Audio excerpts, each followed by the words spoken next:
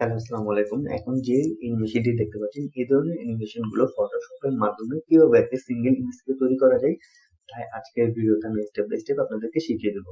এই অ্যানিমেশনটি তৈরি করার জন্য আমি একটি ইমেজ গুগল থেকে ডাউনলোড করে নিয়েছি। আপনারা যে ইমেজটি গুগল থেকে ডাউনলোড করবেন, ওই ইমেজের অবশ্যই ব্যাকগ্রাউন্ড রিমুভ করা লাগবে, এবং যদি আপনারা জেপিজি ফাইল ডাউনলোড করেন, অবশ্যই এটাকে পিএনজি করবেন, এমনকি ব্যাকগ্রাউন্ডটা রিমুভ করবেন এই কাজটা করার জন্য। এখানে দেখতে পাচ্ছেন আমি এই ইমেজটি ডাউনলোড করেছি আজকের অ্যানিমেশন তৈরি করার জন্য। ওকে, আমি আমার ফটোশপটা ওপেন করে নিয়েছি। আপনারা যে কোনো ফটোশপ যে কোনো ভার্সন ওপেন করে নেবেন। আমার ফটোশপ ওপেন হয়ে গিয়েছে। এখন আমি আমার ফোল্ডারে যাচ্ছি। আমি যে ইমেজটি ডাউনলোড করেছি এই ইমেজটিকে আমি কপি করব, কপি করে আবার পেস্ট করব ঠিক এখানেই। এখন এটাকে রিনেম করব। এটাকে আমি 1 দিলাম। এভাবে আমরা 8 থেকে 10টা ফ্রেম রেডি করব। এখন জাস্ট এটাকে টেনে ফটোশপে ছেড়ে দিচ্ছি। ছেড়ে দেওয়ার পর এখন আমার মাউস পয়েন্টার দিকে খেয়াল করুন আমি কিভাবে কাজ করছি। আমি প্রথমে এডিট অপশনে যাব। এডিট অপশনে ক্লিক করে নিচে দিকে খেয়াল করুন পপেট ওয়ার্প নামে যে অপশন রয়েছে, পপেট ওয়ার্পে ক্লিক করব। এখন দেখতে পাচ্ছেন ইমেজটা জালের মতো হয়ে গেছে। এখন ইমেজটাকে আমি লক করব। আমার মাউস পয়েন্টার দিয়ে খেয়াল করুন আমি লক করে নিচ্ছি, যাতে এই ইমেজটা এই অংশগুলো মুভ না করে। ওকে, এখন আমি লক হওয়ার পর পিছনের পাটা আমি একটু সামনের দিকে নিয়ে আসবো। ওকে, দেখেন বাকি বডিটা কিন্তু স্টিল রয়েছে এখনো, যেহেতু লক করার কারণে। এখন লেজটাকে আমি মুভ করছি। লেজের গোড়াটা খেয়াল করেন লক করা, জাস্ট আগাটা ক্লিক করে আমি একটু মুভ করে দিলাম, মাথাটাকে একটু পিছন দিকে হেলিয়ে দিলাম।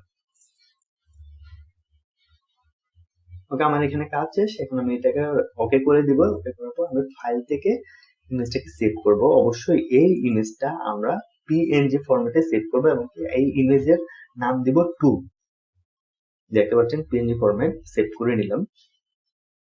ওকে, এখন আমরা ব্যাকে চলে যাব। ব্যাকে চলে যাওয়ার জন্য control plus alter plus Z চাপ দেব।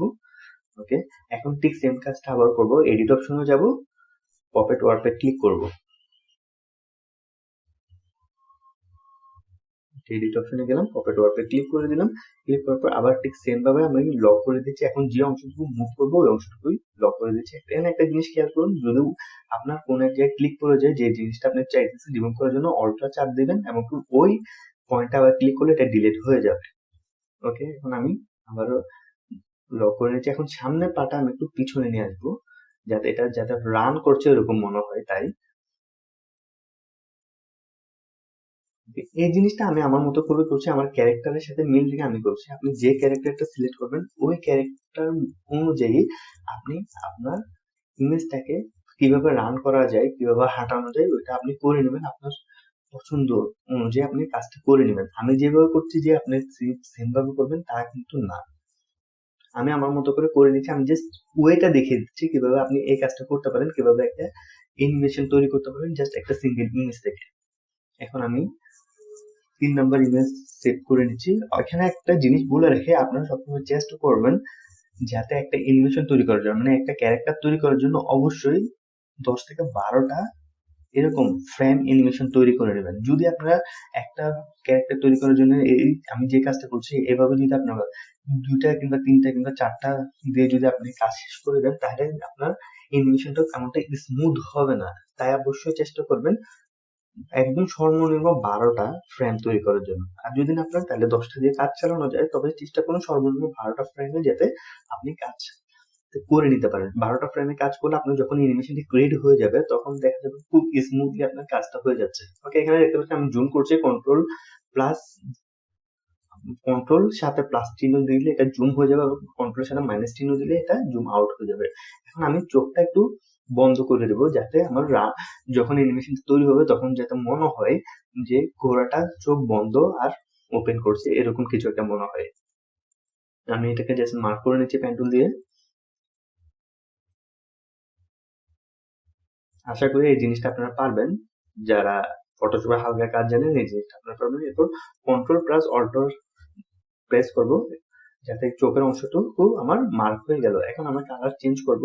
এখানে আমি একটু চোখটা ডিপ কালার দিব, যাতে মনে হয় এটা চোখটা বন্ধ করছে এরকম কিছু। কালার সিলেক্ট করে দিলাম। ওকে, এখন আমরা এটা অল্টার প্লাস ব্যাক বাটনে একসাথে স্পেস বাটনে ক্লিক করব। ক্লিক করে এটা অফ হয়ে গেল চোখটা। এখন আমরা এটা আবার সেভ করে নিব আমাদের যেখানে আমরা ফাইল সেভ করছি তখন ওখানে আমরা সেভ করে দেব। ওকে, এখন আমাদের একটা 5 নাম্বার ফাইল আমি সেভ করে নিচ্ছি। অবশ্যই পিএনজি ফাইল করবেন, আমি আবারও বলছি অবশ্যই পিএনজি ফাইলে সেভ করা লাগবে, এমনকি ব্যাকগ্রাউন্ড যাতে না থাকে ওই অবস্থায় আপনার এই জিনিসটা সেভ করা লাগবে।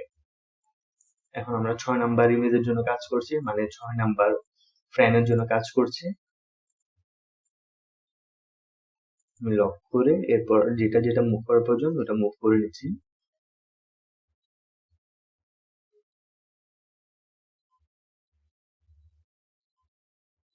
আপনারা সামনে পিছে ইচ্ছে মতো আপনারা মুভ করে এটাকে ফ্রেমটা রেডি করতে পারেন। আমার 6 নাম্বার ইমেজ শেষ। আমি যেহেতু এটা টিউটোরিয়াল, আমি 10-12টা ফ্রেম তৈরি করবো না, যেহেতু এটা একটা টিউটোরিয়াল আপনারা বিরক্ত হয়ে যাবেন, তাই আমি 8টা ফ্রেম তৈরি করবো সর্বোচ্চ, যাতে আপনারা এই 8টা ফ্রেম দিয়ে কাজ শিখে আপনি 10টা কিংবা 12টা ফ্রেম রেডি করতে পারেন। তো আমি তেমনটা না টেনে আপনাদেরকে সম্পূর্ণ কাজটা দেখিয়ে দিচ্ছি কিভাবে আমি এই ধরনের অ্যানিমেশন তৈরি করেছি। এমনকি আমার এই ভিডিও ডিসক্রিপশনের নিচে একটা লিঙ্ক দেওয়া থাকবে, আমার একটা কার্টুন চ্যানেল রয়েছে, ওই চ্যানেলে যে যে কার্টুন গুলো আমি তৈরি করেছি ওই সমস্ত কার্টুন কিন্তু আমি এই ফটোশপে ক্যারেক্টার তৈরি করেছি, এবং কি কাইন মাস্টারে গিয়ে আমি ভিডিওটা তৈরি করেছি। সম্পূর্ণ ভিডিও এটা আমার ভিডিও ডিসক্রিপশনে আমার চ্যানেল লিংক দেওয়া থাকবে, আপনারা ওখান থেকে চেক করে নিতে পারেন কিভাবে আমি এই ধরনের ক্যারেক্টার গুলো তৈরি করেছি, ওইগুলা জাস্ট একটা আইডিয়া পাবেন।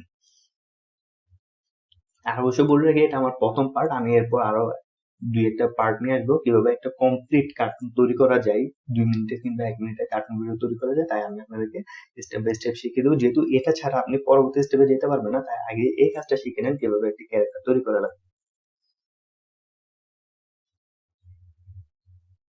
ওকে, আমার কমপ্লিট কাজ শেষ। এখন আমরা একে একে সব ইমেজ গুলোকে এখানে ইনপুট করব। প্রথম ইমেজটা ইনপুট করলাম, ইনপুট করার পর এখানে খেয়াল করে মাঝখানে একটা লেয়ার 0 আছে, এটাকে 1 করে দেব। এরপর একে একে সব ইমেজ গুলোকে এখানে ইনপুট করবো। আমি জাস্ট আপনার সুবিধার্থে একটা একটা করে ইমেজ টেনে টেনে এখানে ইনপুট করছি। আমি চাইলে সবগুলো একসাথে টেনে নিয়ে আসতে পারতাম, হয়তো অনেকে বুঝবে না সবগুলো একসাথে আনতে, তাই আমি একটা একটা করে ইমেজকে টেনে টেনে আনছি। অবশ্যই সিরিয়াল মেনটেন করে ইমেজ গুলোকে এখানে টেনে টেনে নিয়ে আসছে।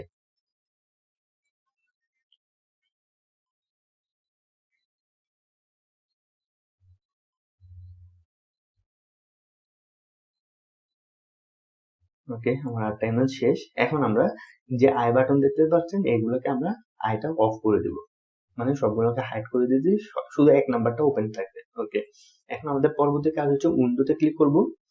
এরপর উইন্ডো থেকে আমরা টাইম লাইনে চলে যাব।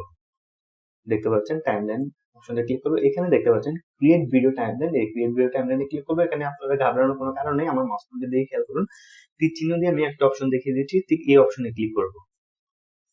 ওকে, আপনি ক্লিক করবে, এটা দেখতে পাচ্ছেন 5 সেকেন্ড দেওয়া হচ্ছে, আপনার পছন্দ অনুযায়ী 0.1 সেকেন্ড, 0.2 সেকেন্ড আপনার পছন্দ অনুযায়ী সেকেন্ড নির্ধারণ করবেন। ওকে, এখন সবার নিচে, এটা হচ্ছে সবার নিচের লেয়ার, আর উপরে যে টাইমলাইন দেখতে পাচ্ছেন এই টাইমলাইনকে আমি একটা কপি করলাম, কপি করার পর ঠিক সেম জিনিস আবার আসলো। এখন নিচেরটা হাইড করব, পরেরটা আবার যে চোখটা অফ ছিল ওটাকে অন করে দেবো, আবারও কপি করব 3 নাম্বার, এখানেও যে উপরে 3টা আসছে এভাবে ঠিক সেম নিচেরটা অফ করে দিলাম। এখানে কিন্তু যেহেতু আমার ফ্রেম 8টা, তাই আমার এখানে 8 বার কপি করা লাগবে। আপনি যদি ফ্রেম 12টা হয় 12 বার কপি করবেন, 50টা হলে 50 বার কপি করা লাগবে। ঠিক সেম ভাবে আমার মাউস পয়েন্টার দিকে খেয়াল করুন, আমি একটাও কপি করছি, নিচেরটা অফ করছি, উপরেরটা অন করছি। আবার 7 নাম্বার, এখান থেকে 7 নাম্বার অন করলাম, 6 নাম্বার অফ করলাম, 8 নাম্বার আর 7 নম্বর অন করলাম, 7 নাম্বার হাইড করলাম। ওকে, আমার ফ্রেম রেডি করে শেষ। দেখতে পাচ্ছেন অলমোস্ট আমার অ্যানিমেশন ক্রিয়েট করা শেষ। এখন আমরা এখানে যেটা ওয়ান টাইম দেওয়া আছে, এটা ওয়ান টাইম অ্যানিমেশন, ফরএভার করলে এটা যদি আপনি অন করে এটা সবসময় চলতে থাকবে, রান হতেই থাকবে হতেই থাকবে।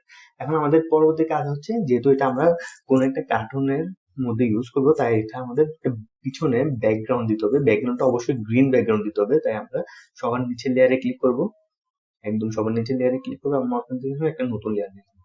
এই লেয়ারে আমরা গ্রিন কালার অ্যাপ্লাই করব, তাই কালারে চলে যাচ্ছে, ডাবল ক্লিক করলাম, গ্রিন কালার সিলেক্ট করলাম, গ্রিন কালারটা দিয়ে আমরা এখানে একটা ব্যাকগ্রাউন্ড একটা কালার দিয়ে দিয়েছি। ওকে, এখন আমরা চাইলে এটা যে কোনো জায়গায়, যে কোনো ভিডিওর মধ্যে, যে কোনো কার্টুন ভিডিও তৈরি করার সময় আমরা এটা ইউজ করতে পারবো। আজকের ভিডিওটি এ পর্যন্ত। যদি ভালো লেগে থাকে অবশ্যই আমার চ্যানেল সাবস্ক্রাইব করবেন এবং পাশে থাকা বেল আইকনে ক্লিক করবেন পরবর্তীতে নেক্সট পার্ট গুলো পাওয়ার জন্য।